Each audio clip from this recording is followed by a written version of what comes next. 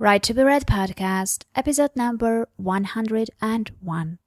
Coincidences in Life. Hey authors, wish you could just write books and forget about all this marketing and coordinating with freelancers and formatting and proofreading and stuff? You're not alone. It's every artist's dream to just be able to create art while turning over the whole business and marketing side to someone who really loves and is really great at doing just that. If you're ready to start treating your writing like a business and get an experienced publishing and marketing team behind your words, pay a visit to Archangel Inc.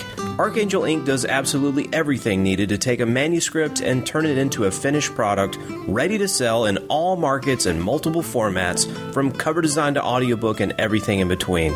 And as an Archangel Inc. client, you'll be able to promote your book through Buck Books, the world's fastest growing book promotion website, at no extra charge.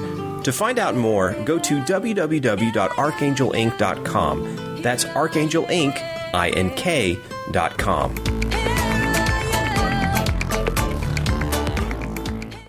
You are listening to the Right to be Read podcast, and this is your host, Ani Alexander. Hello everyone and welcome to the Right to be Read podcast, the podcast that inspires and encourages writers. As always, I'm your host, Ani Alexander. And first of all, before we start, I would like to thank you so much for the amazing feedback for the episode 100. For those of you who have not listened to it yet, the Right to be Read podcast episode 100 featured interview with me, which my friend and podcaster Bill Nowicki had recorded just a few days after the Right to be Read podcast was launched. So if you want to know more about me as a person and find out who stands behind this voice and, as I've been told, pretty thick James Bond girl accent, then head over to www.anialexander.com/100. And by reaching the milestone of 100 episodes, I spent some time thinking back about how much I have learned in less than a year of podcasting. And it's not like all the things I've learned are related to podcasting. Absolutely not.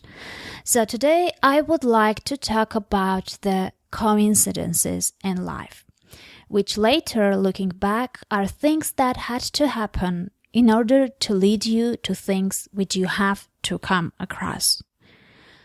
So in order to explain what exactly I mean, I'll refer to the Right to be Read podcast, which you are listening right now and which has become a very crucial part of my life. So let me tell you its story.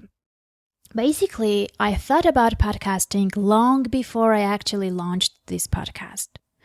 Well, I love to talk, I love people, I'm curious, and I'm a storyteller. So it was sort of logical that podcasting could be something that I would enjoy.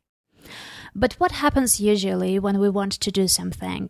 Yeah, exactly. Self-doubts and excuses attack and push back the intention to do something new.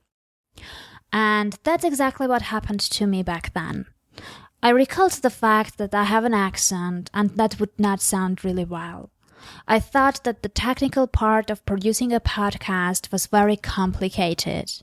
And I also thought that no one would like to be interviewed by a completely unknown Armenian podcaster.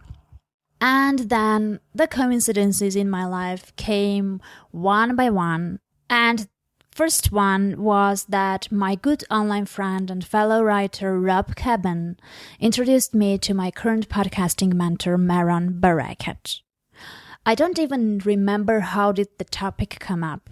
And it was long after the self-doubt had won and I had decided that podcasting is not something I could possibly manage and had forgotten about it completely. So I got introduced to Meron's free video tutorials, where he covers everything you need to know about launching a podcast, which you can get, by the way, at www.podcastincubator.com/right to be read.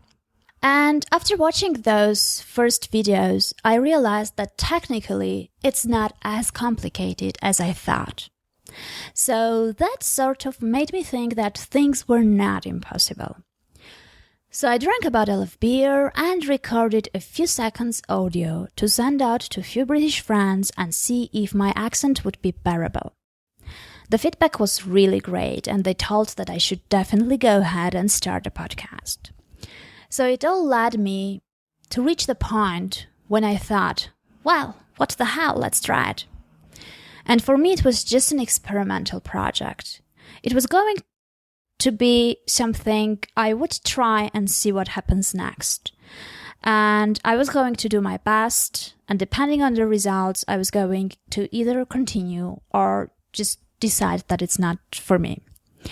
So now when I think back, I might have never known Rob. And by the way, the funny thing is that I still don't remember how we met online. And respectfully, I might have not been introduced to Mehran. And even after the launch of the podcast, I might not have put so much time into it, or got so many amazing guests, or might have given up at the early stage. So I guess things happen for a reason. When they do, you don't yet know where those things will lead you to. Yes, there is an element of luck to meet the right person at the right time, or to come up with an idea at a time when there are people who are willing to help you execute it, or to gain the courage when you need it most. But if you embrace what comes, and later on help the chain reaction with putting some time and effort on top of the initial coincidence, amazing things may happen. So, when you get an idea for a book, help it become a book. Start writing it, and don't let the uncertainty about whether it will sell or not stop you. When you meet someone online, help that person change your life. Talk to him. I'm connecting to 3 new people online each day. Some of them later become online friends, business partners, and avid listeners. When you think about doing something you'd like to do, don't overthink. Just do it. Don't let the imaginary barriers stop you from starting. When you get a self-doubt, try to see how real the doubts are. Maybe they are created and imagined by you and have nothing to do with the reality. So look back at all the coincidences in your life, and you will realize that they were not pure coincidences. They were chances, opportunities, and the beginnings of something new. They were the turning points and the twists that you needed in your life. They may lead you to amazing changes and make you create something really great. So, maybe coming across the Right to Be Read podcast was not a coincidence either. And the fact that you are listening to me now means something. Like that you need to write that book inside you, or you need to find out how to share the book you have already written with the world, or simply get the inspiration and the encouragement that you needed now. So go ahead and make things happen. You can do it. Oh, and go ahead and subscribe to the podcast on iTunes to make sure that you don't miss anything new.